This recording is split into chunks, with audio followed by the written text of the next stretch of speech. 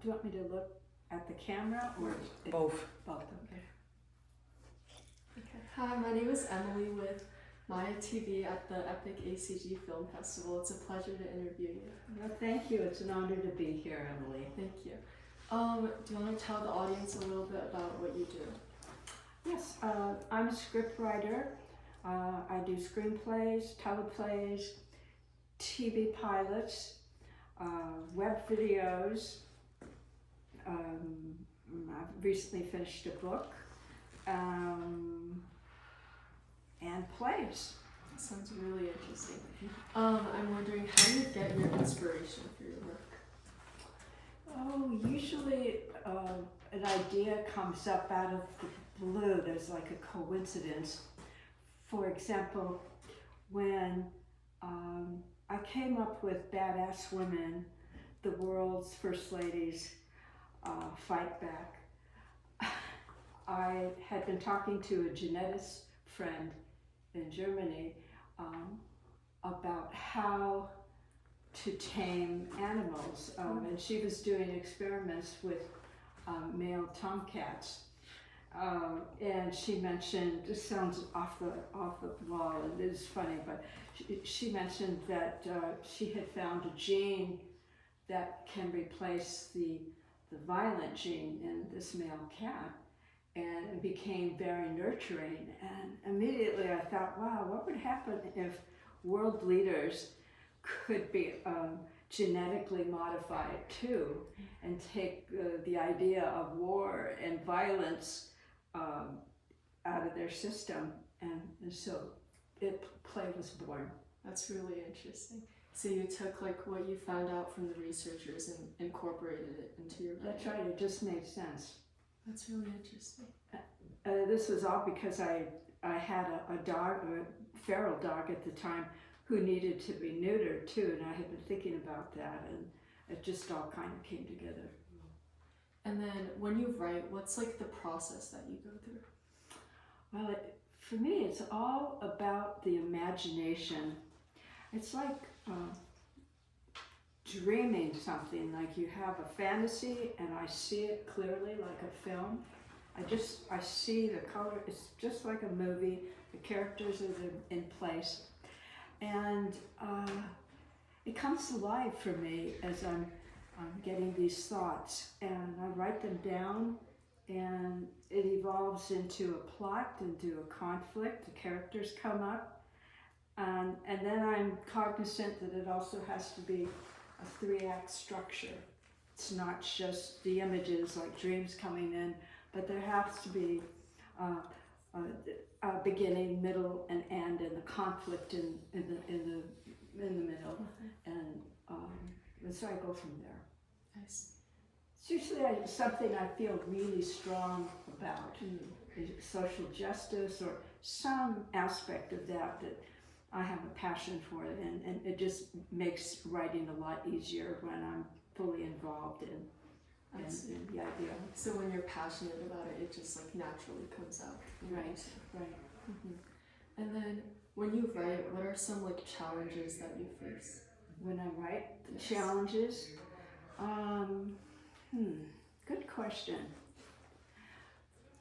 Well, the biggest challenge is the first draft, because I'm not necessarily certain that it's a good idea and it'll work, but once I start working the first draft into second and third, and I keep going, then I start feeling more comfortable with it. So initially when we start to write anything, it may not look very good.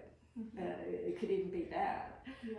But you feel strongly about this idea, so you just continue on, and it evolves, it materializes. And that's when the magic starts happening, when your own voice comes in, your emotions come in, and it really becomes like a living thing. Adding on to what you just mentioned, when you're like writing the first draft, do you ever like write anything that's like slightly controversial, or like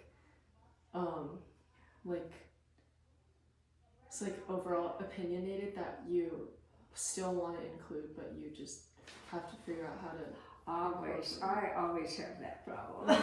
It's just, I'm terrible. I always get political somehow, some way. I was writing a scene for a screenplay called Echoes of Silence about an abbot in Scotland who falls in love with a Salvadoran freedom fighter. And the very opening scene was on 4 or 5 a.m. in the morning. The choir of these priests singing and at dawn, and I somehow decided, there's also a cat in the abbey. Maybe I could put the cat scene in first, where the cat bumps into a crumpled can of Coca-Cola. And now I think back, I go, oh God, I gotta really get rid of that scene. That really was kind of inappropriate. So I have to be careful how far I go. And then what's like the process you go through to really make sure you have that balance in there? Well, I get like, my gut clenches and go, really, do you really need that scene? How does it add to the plot? And that particular one didn't add that much. It was just nice to open up with beauty and the chorus singing this gorgeous song, and there's one young priest too who's beautiful, glorious voice singing, and he overshadows the others. He's so great. And I have, that's really enough. That's enough right there. So I go back to that. I'm also curious as to how you come up with your characters. Well, in this case, Echoes of Silence, they were real characters. This was a true story written by this priest in Scotland, and I just simply followed his biography, his storyline. Other stories just suddenly come into play. A lot of times I have to follow a storyline where the customer has a specific idea in mind, and so I take their idea and develop it. And then you mentioned earlier you write like bilingually also. Yes. What's one of those books that? Well, Echoes of Silence is a great example of that. It's Spanish and English. A part of it takes place in a Salvadoran mountain village, and where the female character is born and raised. And so I moved from that scene to a scene at a pub in Scotland. And it's a lot of fun. I happen to be Scottish and Spanish, so it really worked for me. And the Spanish intones a certain harmony to the script. It comes to life when you're seeing this balance of two languages and two cultures. And then are there any like inspirations that you look for that add to your work or that inspire your work? Oh gosh, yeah, well there are a lot. Let me think. It echoes of silence. I found a border collie along the railroad tracks that was dying one summer, and we saved his life. And long story short, I learned that he had actually come all the way from Mexico. And that was so inspirational that this dog had made this truck, but also that he was meant to be mine. It was called Banjo. And I was a little disabled at the time. I had a leg that was partially paralyzed. I'm fine now. I do a lot of exercise now. But at the time, I didn't know whether I would walk fully again. and he was an inspiration for me to keep going. And also had a limp, and he kept insisting that I was his owner. I thought, oh, well, I can't take care of this poor guy. I've got all this going on. And I would put an ad in on Craigslist. Somebody would pick him up, and it wouldn't work, or he would try to get away. And this happened 4 times where he kept coming back to me. And so that became the inspiration for the book that I just finished, Bello de Heart Milagro. Oh.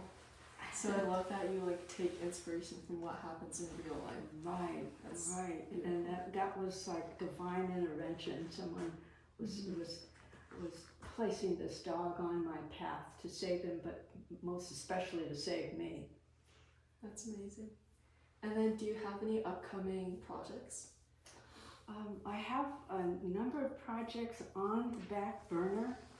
I have a book, Tales from Hollywood, and then 5 children's books.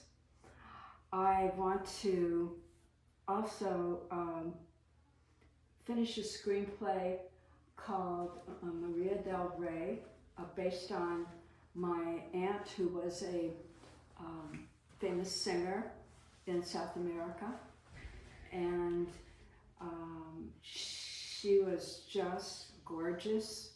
She's a beautiful, beautiful movie star, and ended up having this experience where she was going to be married to someone in the mafia, a man in the mafia, and he discovered through recording his phone that she was actually gay. She was a lesbian and had a lesbian lover. And of course, the marriage didn't take place. But this happened at a time when it wasn't that common. Everything was very hidden. So it was very shocking to the family, to everybody, that happened. But she had the most gorgeous voice that I've ever heard, and she played at the Copacabana and all those famous nightclubs, and inspirited my creativity and my life. And so that's one project I really want to turn to when this book business is done. I'm looking forward to that. And where can our viewers tune in to learn more about you? My website, Elizabeth Orr, rightnow.com. Right Now is spelled WRITE, as in writer. And they can learn more about me there. Okay. Thank you. Thank you. Facebook too. Bye. Bye. Thank you.